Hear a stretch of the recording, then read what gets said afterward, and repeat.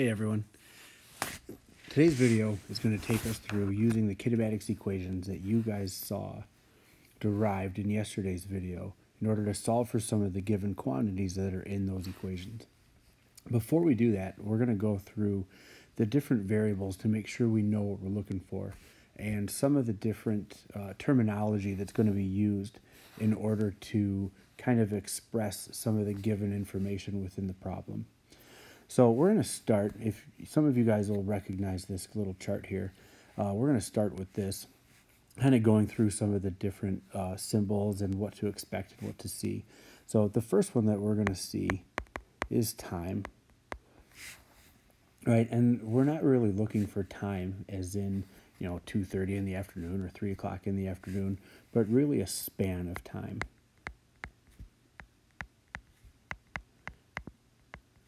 And when a problem's asking us to solve for time, it's usually going to ask us how long.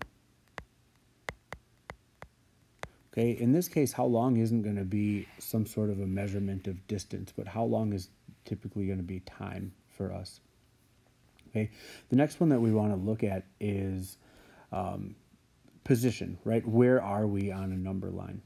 When we see just the symbol X, as we have written here, that's going to be our final position.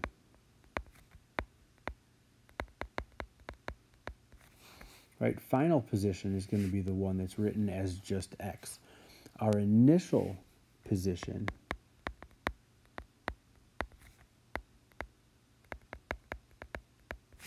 is going to be written as X sub 0. Right, and that is not necessarily where we are at any given time, but where we started.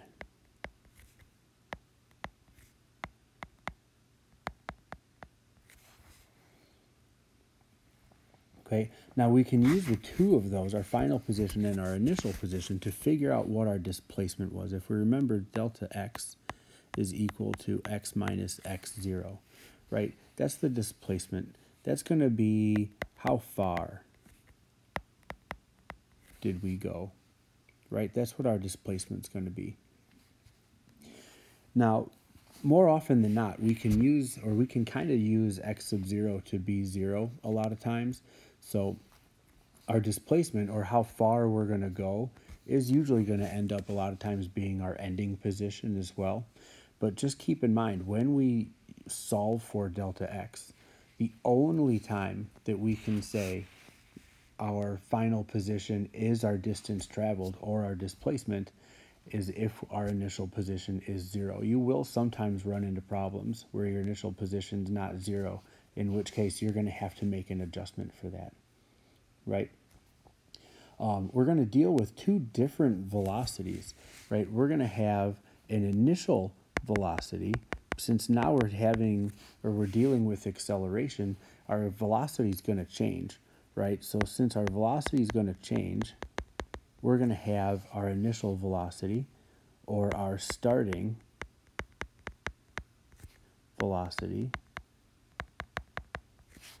and we're going to give that, just like with our initial position, we're going to give initial velocity v0. V by itself is going to be our final velocity, or the velocity we end at.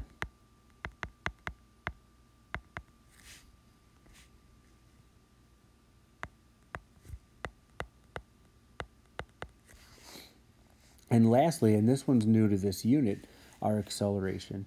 If you remember, our acceleration is just our rate of change of velocity. Right, so that's really the variables that we're going to run into here in these different equations and what we're going to be asked to solve for. On the next page, I'm going to move this over one. And what I want to do is go through some of the different key terms that people might find or might be used in problems that, again, will just kind of give us hints as to what it is we might be looking for, or what kind of like a hidden given that's given in the problems, because we tend to always look for numbers, and that's not always going to be the case, right? So some of them that we might run into would be the idea of rest, right? If an object starts from rest or comes to rest, right? What we know is if we start from rest, that's a physics nerd way of saying our initial velocity is 0, right? If we come to rest or if we end at a resting position,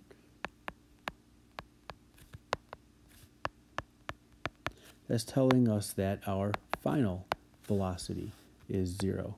Let's not forget our units here. Now, another one that we can kind of run into is, instead of just coming out and saying what our acceleration is it might say our speed or our velocity changes at a rate.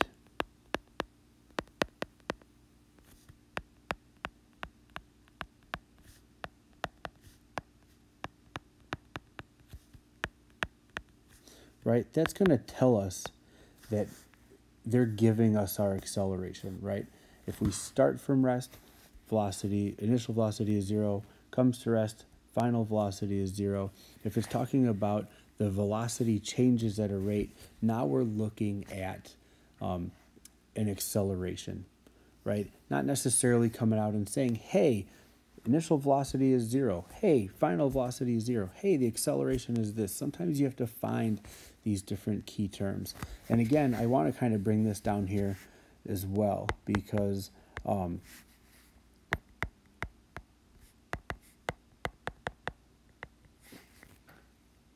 lot of times when we hear the word long, we automatically equate that to length as far as like a distance, right? But typically when we see how long, they're going to be talking about a time. So keeping some of that stuff in mind, we're going to look at our 3 different equations, right? You should have gotten these from the previous video that showed you how to derive these different equations using velocity time graphs and some other different things, some rearranging of variables and whatnot. But these are the 3 equations. Kind of a Barrington thing, and this is kind of funny because this is strictly a Barrington thing.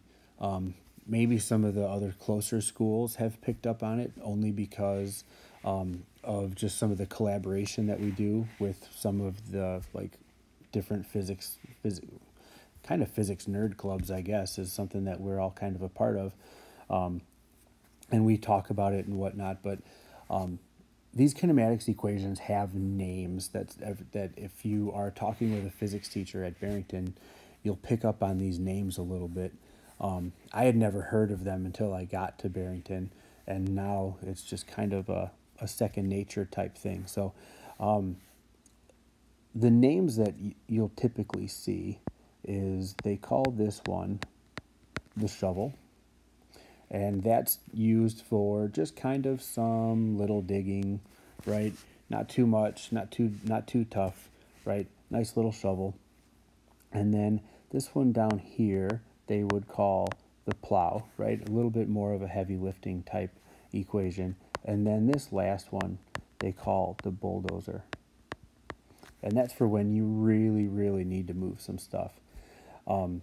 Again, I want you to keep in mind, especially with those of you that are in AP, this is strictly a physics thing. So on an AP exam, I would never say, oh, by the way, I used the shovel to solve this problem. AP's not going to have the slightest idea what you're talking about. So these are strictly a Barrington thing. But one of the things that I want you to notice is that in all of these equations, there's always 4 variables, right? Every one of them has 4 variables, right? In this case, it's velocity is 1, initial velocity is 2, acceleration, time, right? Delta x is 1, initial velocity, time, and acceleration, right? Time is in there again. We're not going to count that as a new variable because we already counted it.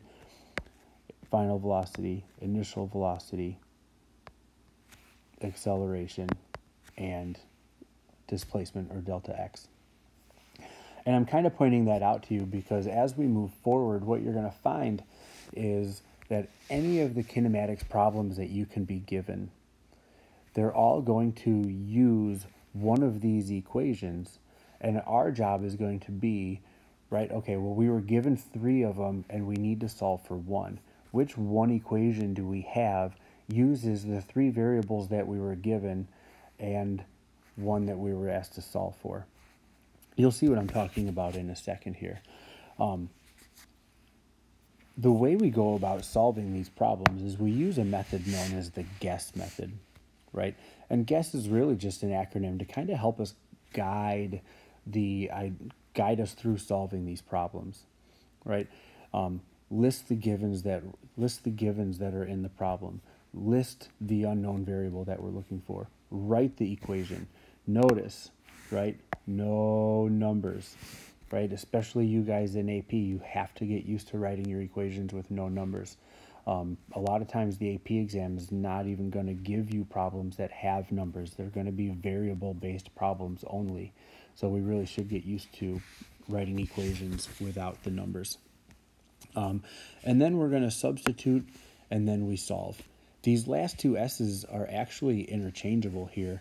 And depending on the teacher that you have when you're doing this, myself, I will typically solve the problem first, right? I'll take my equation with just my variables and I'll rearrange the variables to solve for what I need. And then I'll plug in my numbers. Mrs. Fine-Ice tends to plug the numbers in first and then rearrange the equation. The fact is, neither one of us really care which route you go in doing it. Okay, there's not a right way to do it. So it ultimately becomes what makes you the most comfortable. Are you comfortable solving the problem as variables?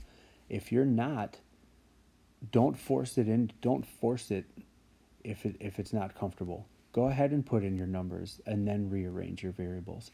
You'll see as we go through, we're going to solve a problem here in a second, but these are the steps that we're going to want to take. Okay, and here's the ultimate truth about this, right? Neither myself or Mrs. Fine-Ice or Mrs. Calder are out to just do things to keep you guys busy. The reason for going through this method is that it will help you in solving the problems. Okay? It doesn't matter who you have as a physics teacher. They're going to give you some sort of a thing like this. Okay? When I was at Aurora, we had a different method. It was the same type of thing though, right? It was put down your unknowns, put down your givens, all of that stuff, put in your equation, solve it. Everyone has a method to do it. Might not be the GUESS method, but they're all going to have some step process to solve these problems. And that's because it's the best way that we know how, right? If you think about myself and Mrs. Fine-Ice and Miss Calder and any other physics teacher that you have in the building, you know, there's 7 physics teachers in the building. We've probably got a combined over 100 years of experience of physics, and we're still going to solve problems this way.